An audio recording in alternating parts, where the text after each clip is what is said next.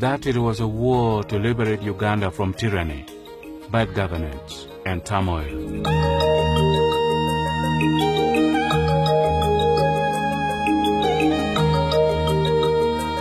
But in Acholi land, the Liberation War of 1986 delivered 21 years of war, destruction, poverty, and anguish. In 1996, all the Acholi in the rural areas were ordered out of their homes within 48 hours into displacement camps. Within a short time, the homes and everything else they left behind were destroyed.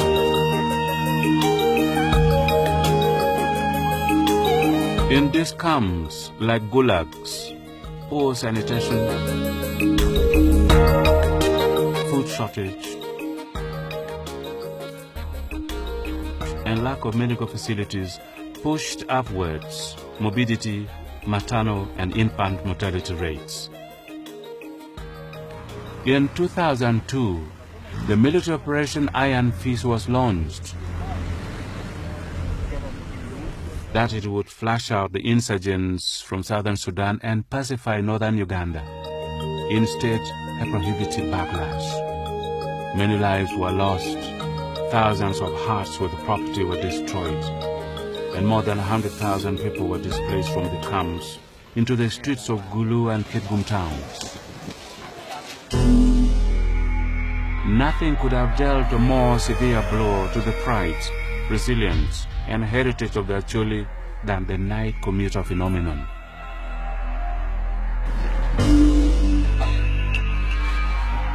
Separated from their parents, guardians, or any adults, every night these children were exposed to rape, HIV infection, and moral decadence. The heaviest single attack on the last frontier of the Acholi heritage and survival, its children, its future. As the night commuter phenomenon persisted, 2 or 3 NGOs responded by providing food and non-food items and later night shelters for the displaced. But among the centers, Teokono, set up by Manuel Mohalu Turumoy and 3 other youth, was unique. But they had no job, no NGO status, no bank account to talk about, but rose to the challenge.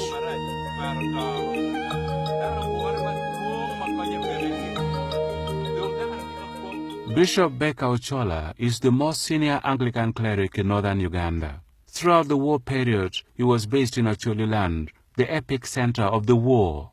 When he came back from Japan, he was given some pocket money.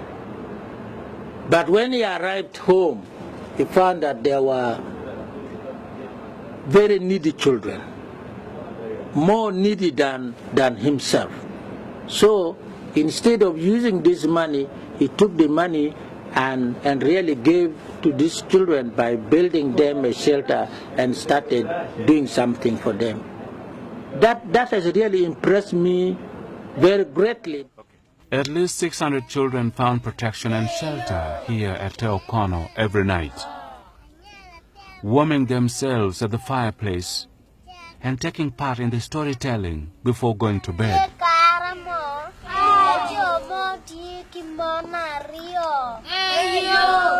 In the good old days, the fireplace was the first school of life for the Acholi people. The lessons were delivered through folklore and riddles that would prick the conscience and also inspire society to act together on issues of morality, survival, and the higher values of life. Many visitors, including one of the best-seller authors in the UK, Miss Juliana Buring, have been here. The children were struggling with their identity, actually. Where did they fit in? They had no family, no real sense of belonging anywhere. They were displaced. They were just coming into the center at night. In the day they would wander. I don't know where they would wander.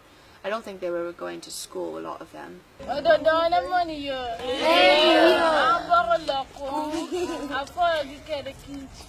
So there's a story of the mouse. He needed to go hunting for his dinner. So he goes along the path that he usually takes to hunt, and he finds that the woman of the house has set for him a trap to catch him. So he says, now I can't go hunting. Let me ask my friend the chicken to help me to remove this trap. So he goes to the chicken and says, my brother, please help me to remove the trap. The chicken says, no, I'm busy now. Don't bother me. Go away. The mouse says, what can I do? So he goes to the goat, and he says, please, my brother, assist me to move this trap. And the goat says, I can't be bothered. I'm busy here eating grass. You'll ask the cow. So he goes to the cow and he says, now you are the biggest, you are the toughest and the strongest. You can easily just kick this trap aside for me. And the cow says, cow doesn't even answer, he just kicks the mouse all the way home. Mouse says, I'll go home without dinner tonight. He goes to bed. During the night, the old snake comes weaving along the path, doing his night dance.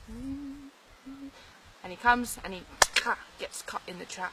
And he starts crying, God, somebody help. And the mother of the house comes running out, now what is this, what is... And she puts her hand down there to find out, and she gets bitten by the snake. And she died that night. The next day, the elders of the village said, now we have to have a ritual cleansing, there's been a death in the house. So they slaughtered the chicken.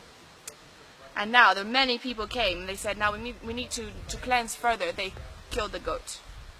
Now when the funeral came around, the relatives, the family, the whole village came for this funeral. They all knew the woman. They had to have a lot of meat. They killed the cow. And the moral of the story is, you need someone comes to you for help, you help him because you don't know when that trouble's coming back around to bite you one day.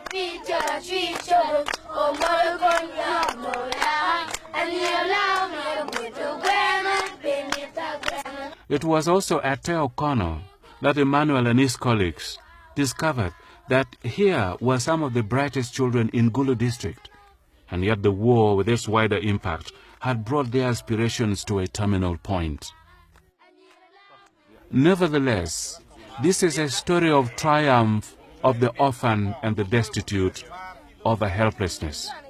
Helplessness induced by a deliberate war between the government troops and the insurgents, targeting civilians and their property.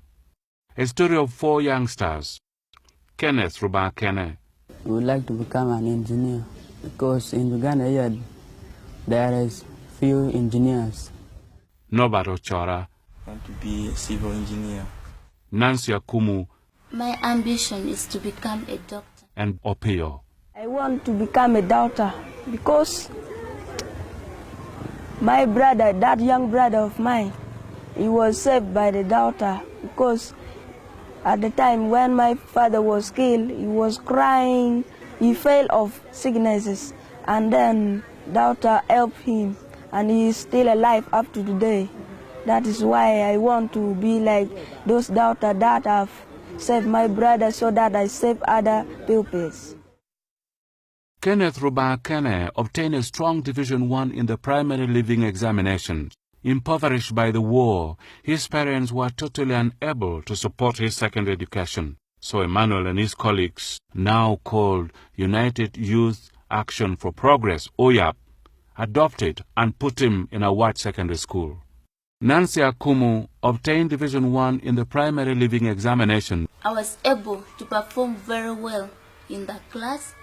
Through my performance, I was offered a scholarship called Competitive Scholarship.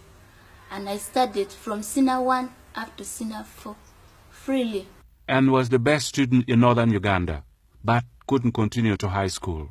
Emmanuel and his friends in OYAP came in and supported her to join Trinity College Nabingo, one of the best and oldest girls' schools in the country. She obtained the first division and joined Makerere University on a minimal government scholarship. I joined university through national merits. To Nancy's dismay, although she qualified to do human medicine, she was offered forestry. But if they had a better support than this one, I would have joined medicine or do any other medical work.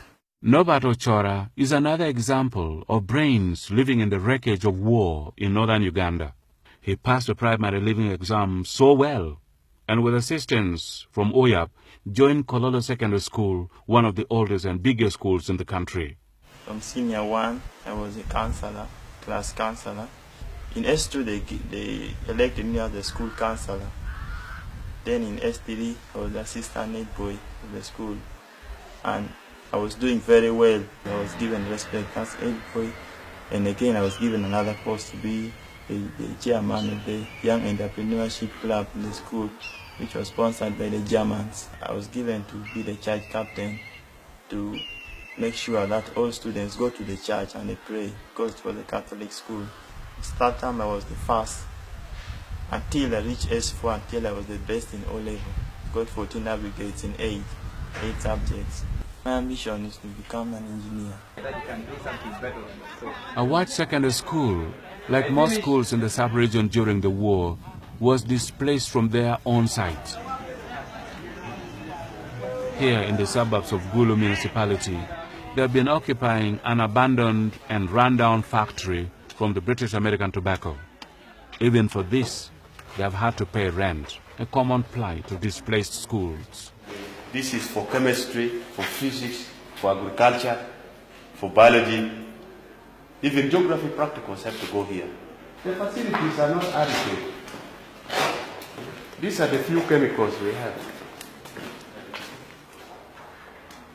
And those are the few tripod stands we have. But all the children must do science. And all these books, these are just useless books. The like of these ones are not relevant to the current situation. The students who attend such schools are the real poorest of the poor, seen from the eyes of poverty. The school fees they pay is so minuscule that the school is perpetually in desperate need. And it was here that we met Kenneth, who was one of the best students at the primary leaving exams, scoring a strong Division 1. I would like to become an engineer because in Uganda here there is few engineers. We are hopeful that the situation will normalize and these children that have passed through our hands will come back and help in this place.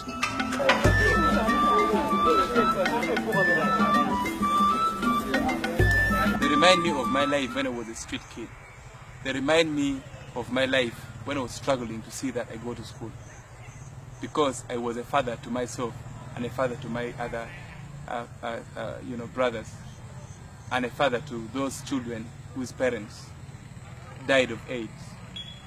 I suffered a lot as a fatherless, as a resourceless, at one point I almost declared myself useless.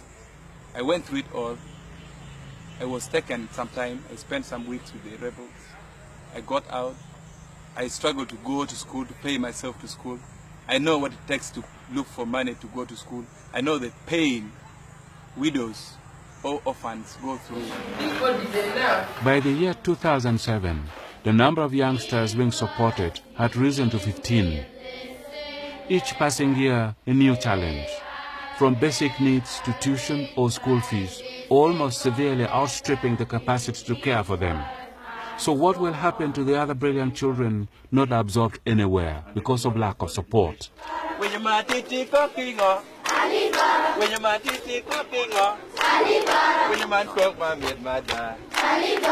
The perception of Emmanuel and Uyap is that the recovery of their children will depend first and foremost on their own initiatives, serious investments in education with particular emphasis on girl-child education, science-based professional courses, and others, through which the youth will become job creators, not seekers. I believe that when the government come up with a policy that can give some kind of blanket support to the children bedeviled in this war, like for example bursary, students would be able to go to school. They would be able to advance to have professional studies like medicine, like law, like engineering. The year 2004 was like the real harvest time for the outcome of the war. 50,000 primary school children dropped out of school. For secondary, the number is unknown. Many of them formerly abducted, the child soldiers, some of them with babies in hand. Without education, without living skills, how would they face the future? For Uyab, this meant the creation of vocational school for tailoring and for other skills, taking in more than 40 youths per year.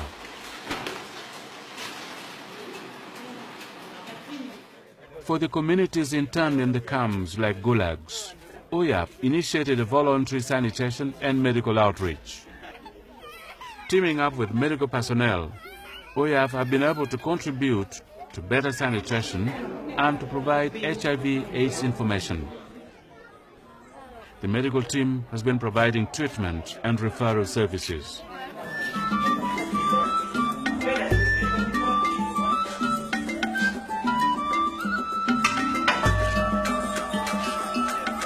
Aware that food is probably the first medicine of life, Uyab also teamed up with some agronomists to improve food production. Talk of food security in the context of the camps. Their immediate goal was to provide improved seeds to boost production for consumption and for income generation. As we were filming this, the first fruits were beginning to show.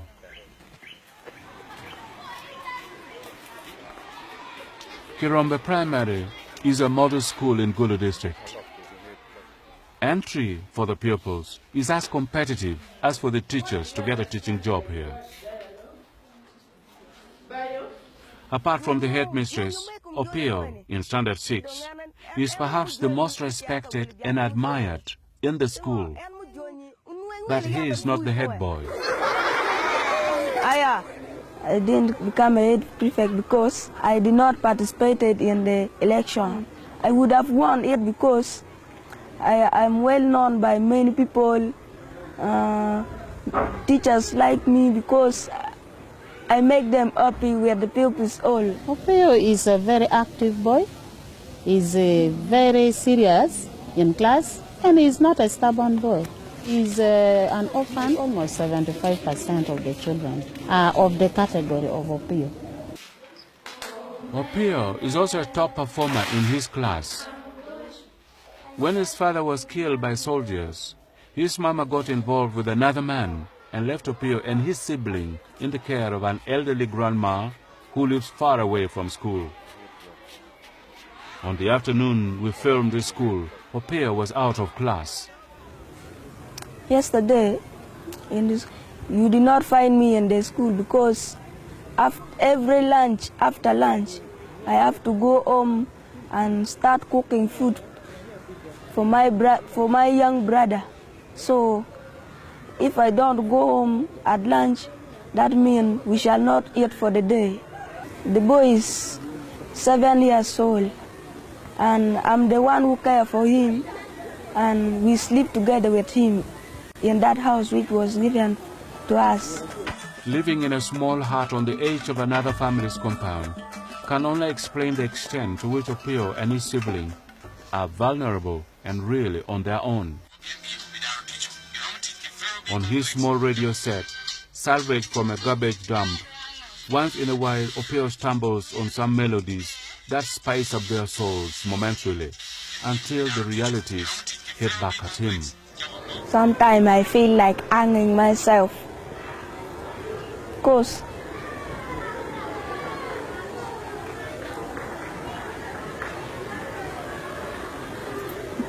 you see, when we are staying alone in the house, some people, I see them, they laugh with their mother, they bring for them very many things, like dresses, but for us they don't bring. This one is the boy I was talking about. He is my brother. With a little support from Uyab to keep him in a model school, Opio has come a long way, too long to start looking back. One of his greatest challenges is to share his hope and vision with his sibling, who has advertently become his son. And sometimes this is even more defined when the brother falls sick, when there's no money, and they can't access medical care quickly. He talks a lot about my mother and my father because he wanted to escape even from home because he don't have father, he don't have mother, and he said he is going to become a mad person. But I say, you little boy, let us just stay like this. We shall all grow up and we shall get somewhere to stay. The public policy support, with the participation of the NGOs and individuals in the Acholi sub-region, meets less than 5% of the education needs. And it is this lack of concrete support to the dreams of the likes of Opio that will put the acid test to the resilience and recovery of the Acholi from the ravages of war. The war they never started nor supported.